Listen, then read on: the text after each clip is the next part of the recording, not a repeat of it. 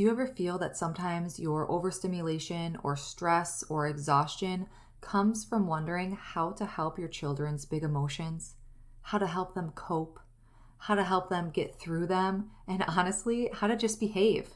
Or maybe sometimes you feel immense mom guilt after yelling at your kids because you lost your patience, or you were triggered over something and took it out on them. Well, Mama, first, solidarity. We have all been there. And I am sure we have all been in that same thought process of how do I help resolve this? Special guest, pediatric occupational therapist and parent coach, Kaili Zeiher is here to talk it out with us. Kaili brings such an amazing perspective to helping our children's behaviors, their big emotions, and their coping strategies like maybe aggression by approaching your parenting with connection, brain science, and even managing your own triggers. Today's conversation is a good one, and one I feel that is so relatable in the sense of longing to help our children not only behave, but connect to them in a way that can support them for generations. Let's dive in. Hey Mama, welcome to the Balanced Mom Method podcast. I know you're here because you're tired of living day after day like you're drowning in the responsibilities of motherhood. You're done struggling with trying to find the time and energy to get it all done every day.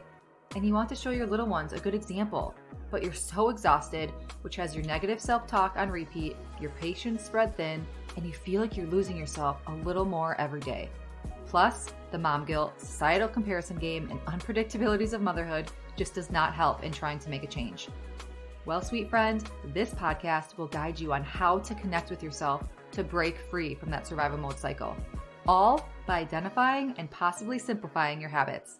Hey, I'm Jenna, and I've been where you are. I was consumed in the struggles of motherhood, and I needed to make a change to take back control of my time, energy, identity, and life. And in finding that freedom, it became my mission to help make that connection with moms that we can give our children and families the best, and not at the expense of our own health, self, and well-being. Moms shouldn't have to choose between their families, priorities, and themselves. We can balance it all, and it all starts within ourselves. Let me take your hand and make that connection with you and equip you with simple, lifelong habits. If you are ready to say goodbye to just surviving and finally reclaim your life in motherhood, then you are in the right place. Let's get to the root of cultivating real change because it's time to feel like you again. Warm up that cold coffee, pop in your earbuds, and tighten that top knot, Mama. Let's overcome together.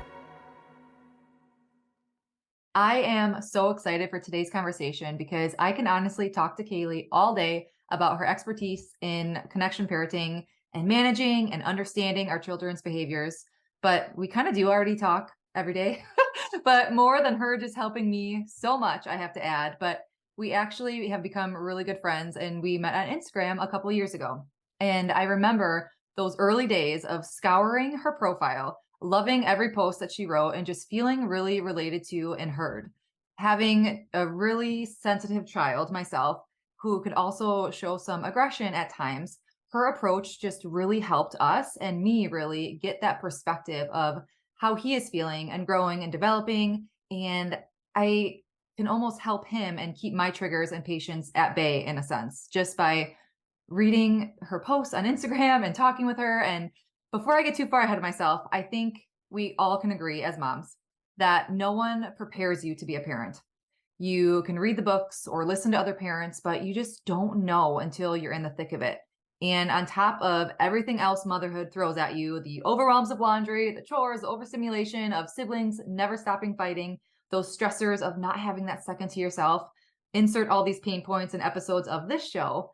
But one of the most important and most sacred jobs that we have as moms is actually raising our children, right? And insert the tantrums and big emotions, the aggression that comes along with that. It's hard to understand our children's emotions and developments, their triggers, and everything that we see on the outside because we see it at a perspective in our world, in our understanding and our knowledge of years living as now with an adult brain. So that's why I'm so grateful that Kaili is here to share some insight and empower us as to how to manage or even start in walking that path of supporting our children and working through some of that difficult behavior. So, Kaili, I would love to pass the mic over to you. I am so stoked to chat and learn from you today. Do you want to share a little bit about yourself, introduce yourself and your business? Yeah, thanks so much for having me. So I am a pediatric occupational therapist. I've been working for 10 years, which seems kind of crazy to think. But a couple of years ago, when I was about to have my second son, I was really thinking, like, what can I do? I mean, I love my job as an OT. I honestly feel like that has been something God has just like called me to and gifted me in, just like ever since I heard about OT. But I just also really had this desire to like be home with my kids, but Mhm. I also needed to bring in, some income too. And so I was trying to figure out what that could look like. And so I thought I could do daycare. Like Mhm. that would be a great way for me to stay home. I can make money. And I can still use my OT skills with all the other kids. And so I did start that. And shortly after, my oldest, who was 4 at the time, and I had like an 8-month-old.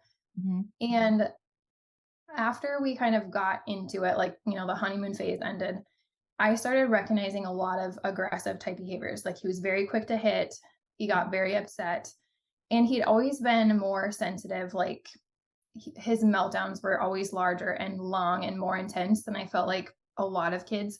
I mean, I just remember thinking, like, asking my husband, is this normal? Mhm. Because as an OT, I'm like working with children who have sensory processing disorders and just all sorts of different diagnoses. And the behaviors that I was seeing, like the big feelings, was very much like what I was seeing in the clinic. And then it started turning to hitting. And Mhm. I just didn't know what to do. And it was so overwhelming. And I was exhausted by the end of the day. I couldn't wait for my husband to be home and the Mhm. final kid to leave so I could like escape to the bathroom. And that's like not what anybody dreams of when they're like, I'm going to stay home with my kids, Yeah, exactly. and I was like trying all these OT things. I was creating calming spaces for him and all the calming strategies and just really trying to make it in a way that my OT brain could figure out. And it just was not working. And I don't even know how I found it, but I was listening to this one podcast, and her parenting style is called hand in hand parenting. And I was like, I'd been trying some of it. Fast forward, anyways, we ended up getting her as a coach, going through the process, and it was so transformative. I understood him better. We utilized strategies that are so far from what society recommends, but Mhm. are actually so helpful to our kids. They're empowering to you as a mom, as a parent. It cuts out a lot of the guilt that I think moms experience quite a bit.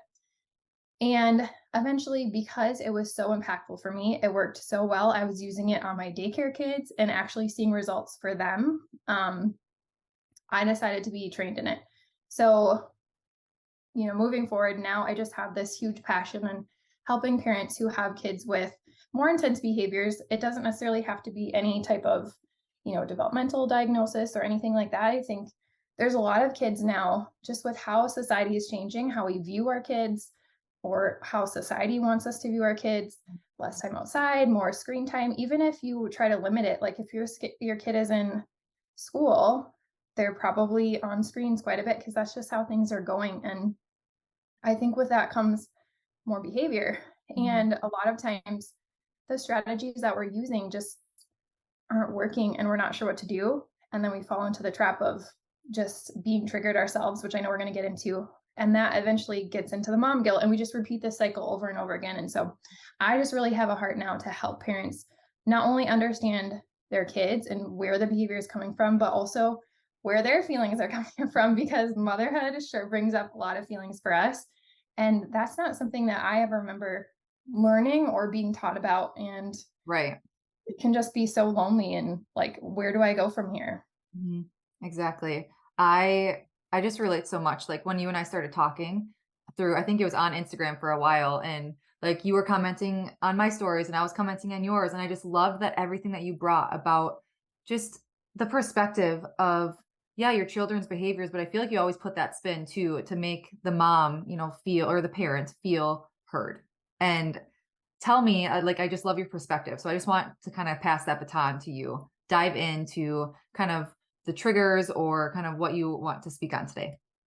Yeah, I really wanted to just talk about getting triggered as a parent or a mom specifically, and which, if you're not really sure what exactly that means, it's just when our child is having a behavior or a meltdown, or we're in a certain situation and it becomes difficult for us to manage our own feelings. You get frustrated, or you're like, you just feel this bubbling up, like you just can't take it anymore. And again, this is where I think we get into a lot of the mom guilt, because we have this behavior, this situation happening. We react, and then we feel bad about how we reacted. But it's like, we know we don't want to react that way, but we can't seem to change it. Mhm. And that's really what one of the things that I'm really passionate about teaching parents, because it is a process that I went through. And it honestly is just amazing to me to recognize, like, our children can have big feelings and we can just support them through it and be fine. Like, Mhm. I sat through an hour-long tantrum today and I was just like, I could probably sit here for a few more hours. Do I want to? No, but I Mhm. can. And so I just really wanted to dive more into that, because I don't think we have a really good perspective on where that comes from. So just talking more about what a trigger is.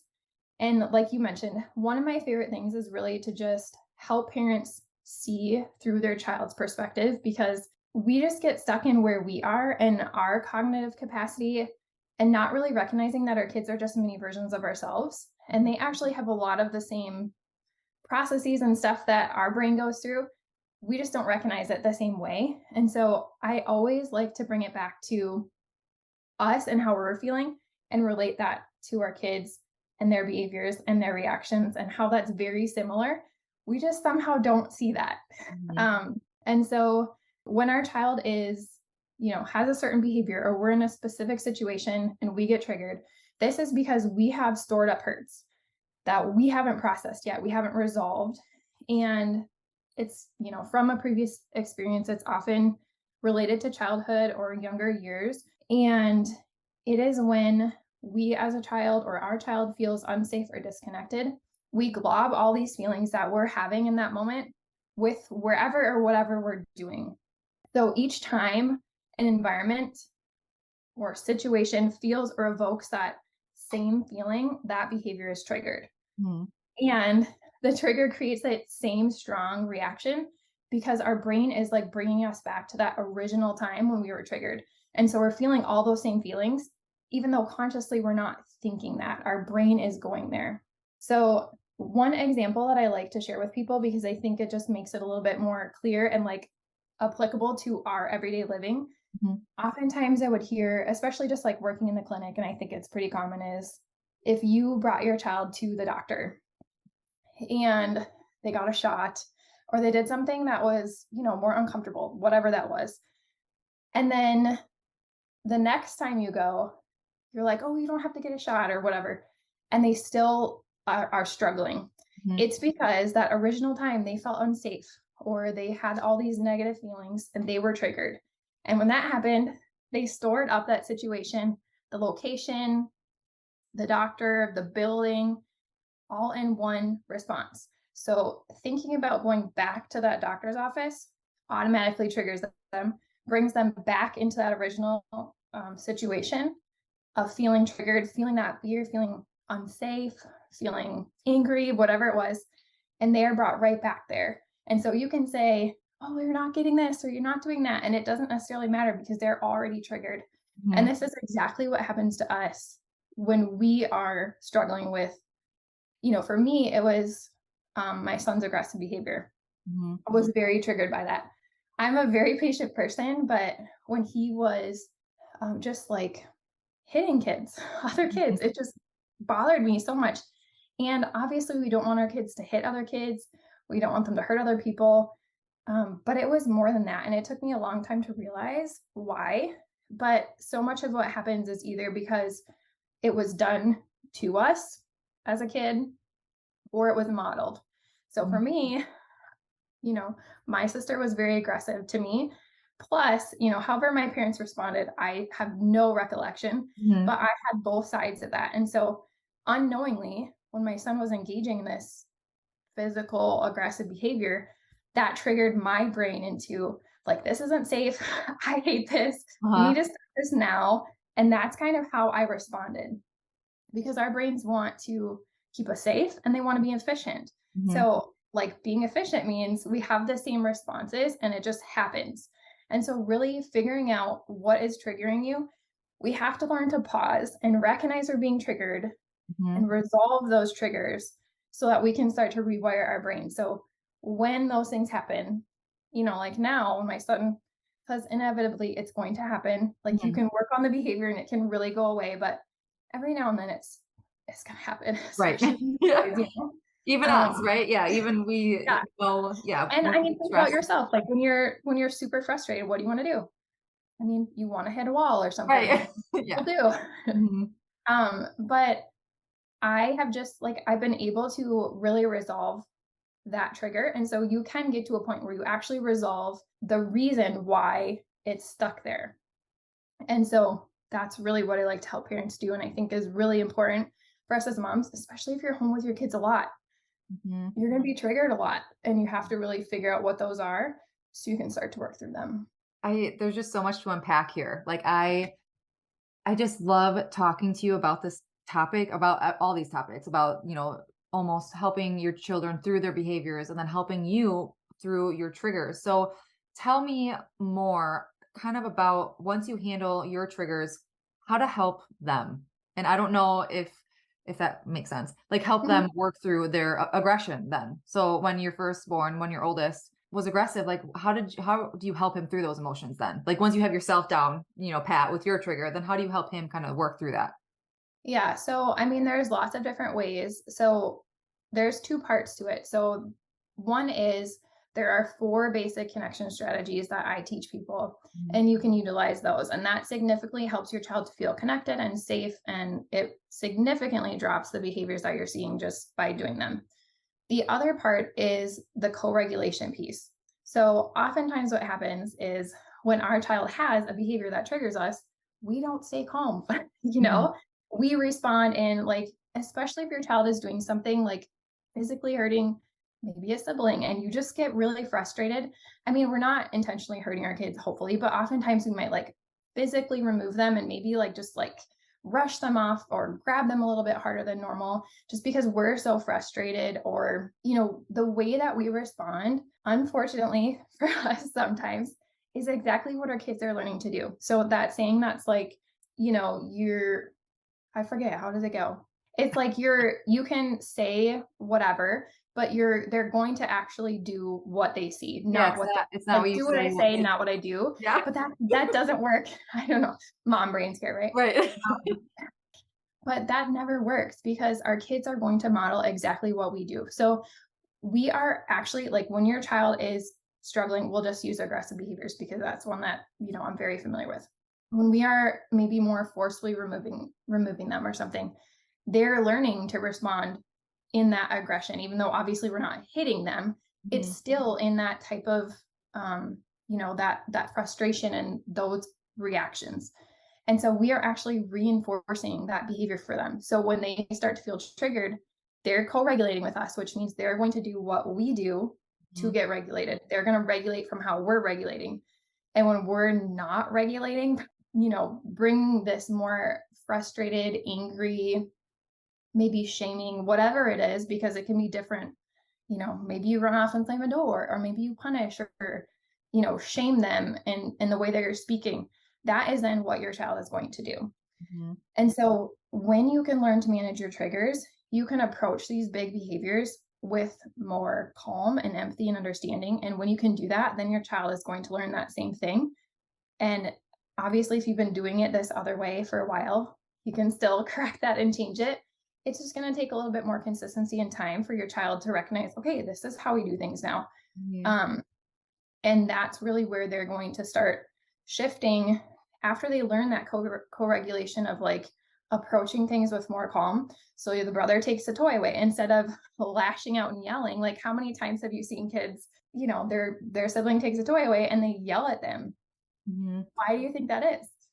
It's because whenever that child is taking a toy away, the parent yells. Mhm. And so when we can model something different and they can learn how to do that differently, then they're actually going to start doing it differently and then transition into more of a self regulation phase without needing us necessarily to regulate their bodies. So fascinating. I'm staring at you. We're on video right now, but it's like I'm just staring at you, just like in awe because it's very simple concepts, right? But then when, like, when Mhm. you're in the moment, it's obviously that's when it gets heated, you get frustrated and, like, your emotions. So it really comes back to you. Well, you just brought up something that I think is so true. And, you know, we often get into this of like, I want to fix my child's behavior. And it is so much more about you and your own behavior than it is about your kids. And Let's it mic feels drop. Like, unfortunate. that pause is But gonna it's stay so there. Yeah. true. And it's true. So tell me, because you said that you sat through a tantrum, a long tantrum today. That's not something that I feel a lot of parents, if you're a stay-at-home parent, maybe you can, right? Sit through that time. But tell me, what do you do? Do you hold them? Do you do what they want to do? Like, how do you sit through that situation for that extended amount of time? And then how does it kind of end? So I think, you know, it kind of depends on the situation. In this particular situation, my son did not want to nap and he needed to. And he was just overtired. And the other thing that I think we often need to really reflect on is so this morning we went to MOPS. So if you don't know what that is, it's Mothers of Preschoolers. And it's like a church thing. You go there and you meet with other moms, kids go and play with other kids. And he just had a really hard time separating from me. He cried. I literally had to like say, like, you have to take him because he's not gonna just like, oh Mhm. hey, you know, I'll play with you. And he's also a very sensitive child. And so I already knew going in when these behaviors started to come up, or I don't even want to say behaviors, but just more intense feelings started to come up. I knew it was because that was stressful for him. And when, you know, we'll often hear like, if you drop your child off at daycare and they're crying when you leave, and then the daycare provider is like, oh, it's okay. They stopped crying like as soon as you left. It's okay. Everything's great. And you're like, oh, okay.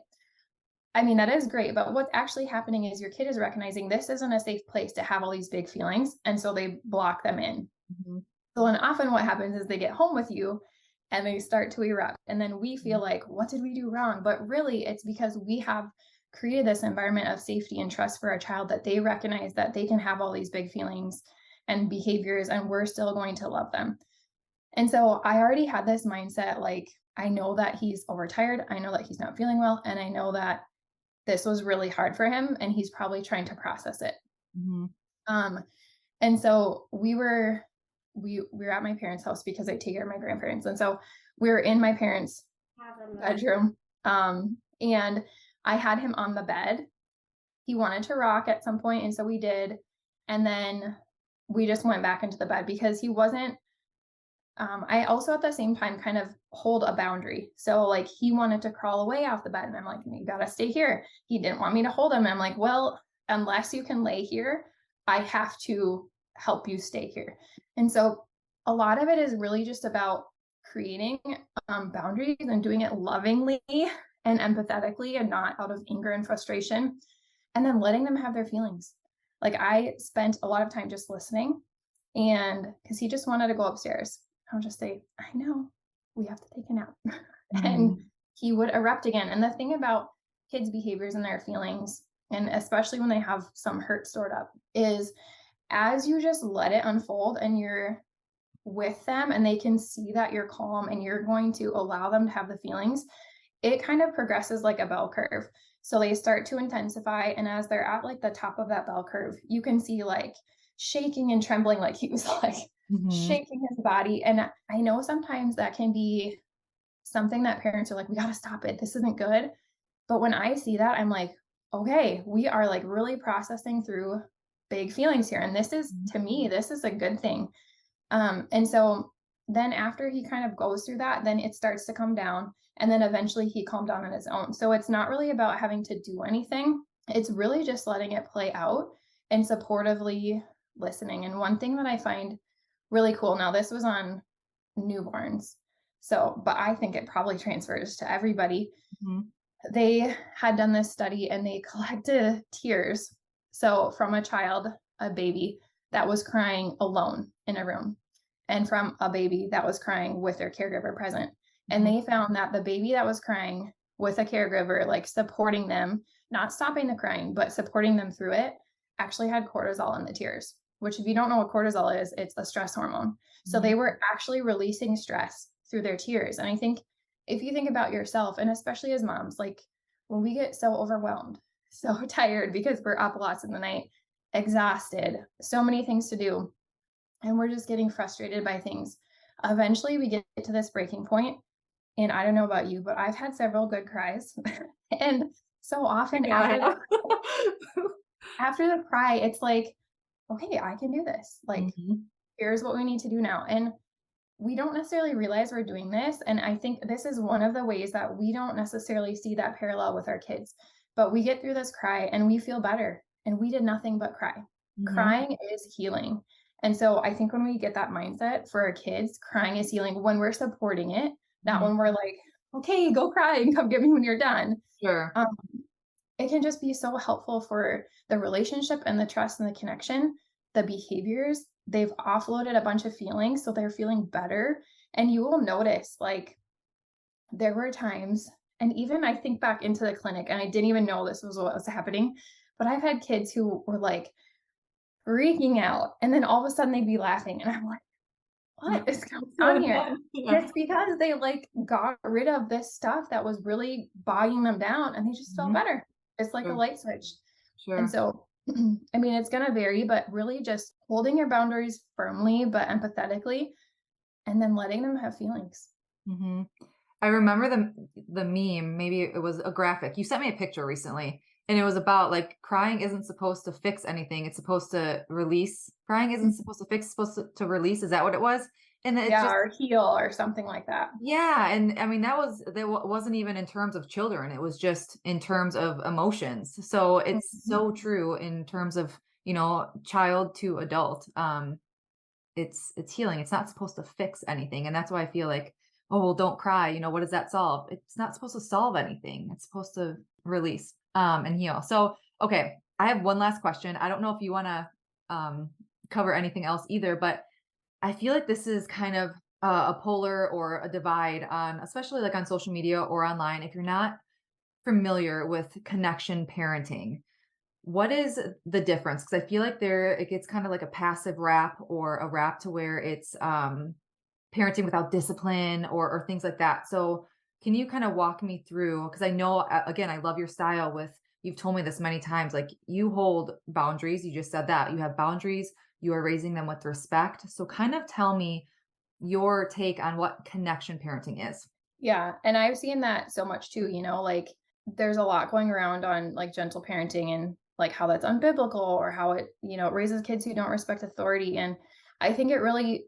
matters like what are you defining gentle parenting as? And I guess I am doing more connection focused parenting, but I Mhm. kind of see it as under that umbrella. And so really what I think of as connection parenting is having your child through behaviors with connection.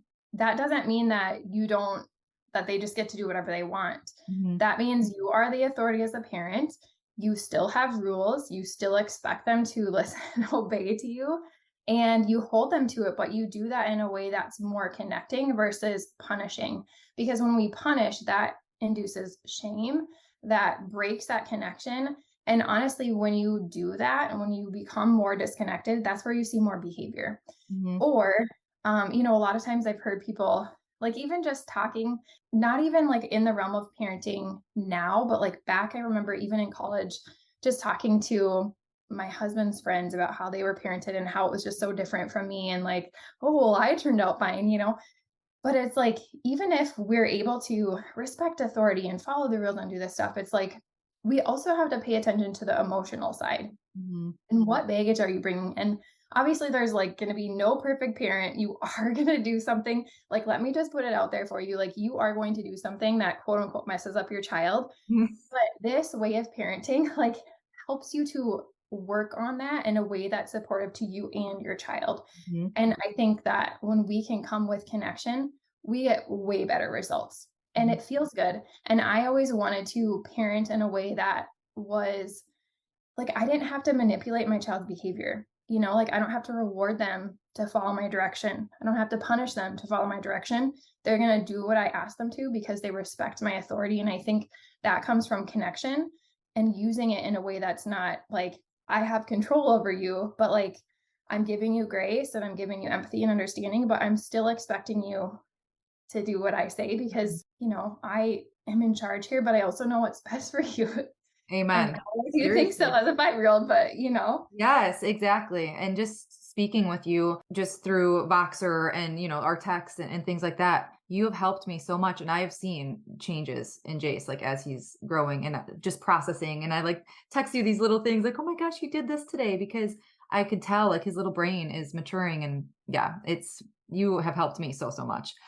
Tell me about, what do you offer? I know that you have coaching. Tell me kind of a little about the packages that you offer. Yeah, so if you just want to like get more of an idea into the style of parenting, I actually also have a podcast. It's called Chaos to Connected, and I just dive into all sorts of behavior and really help you shift your perspective and recognizing what your child is going through. Because I think when we can do that, it's much easier for us to come to that behavior and actually get to the heart of it versus being stuck on what the actual behavior is. And then you'll also find resources there in the show notes on trigger management. So I created a freebie, a 3-part audio, like short, because as a mom, like I like to listen to stuff. It's much easier for me to consume than like reading something. Mhm. And so if you're like, I get triggered a lot, I need help with that, this dives into what triggers are, how you can start to understand. It has like a little bit of exercises that you can go through, and then starts to talk about 1 or 2 ways that you can actually start to do this. So that would be an option. And if you're like, I need help with this behavior or with my triggers, then yes, I do offer one-on-one coaching, which is really exciting. And you can also like book a call with me or reach out, and we can just talk about what it's looking like for you, and then see if it's a good fit. That sounds wonderful. So tell people where they can find you. Chaos to Connected podcast. Kaili Zeiher at Kaili Zeiher on Instagram. Kaili Zeiher, because I think somebody else had it. Got it. Okay. I will put Yep. everything in the show notes, guys. Everything that we discussed will be in the show notes below. Yeah, those would be the main places. Perfect. Well, thank you so much for your time and being with us today. I can't wait to re-listen to this episode. And mamas, go check out Kaili on her podcast, Chaos to Connected, or on Instagram at Kaili Zeiher. I hope that you got so much out of this episode, as I always do talking to Kaili. So until next week, as always, simply be you. You have everything inside of you to reach your breakthrough. I'm sending my love and light. Did you find this episode relevant or for farming? Please leave Mama a review. Thank you so much for spending this time with me on the Balanced Mom Method podcast. I pray this episode has grown and helped you in some way.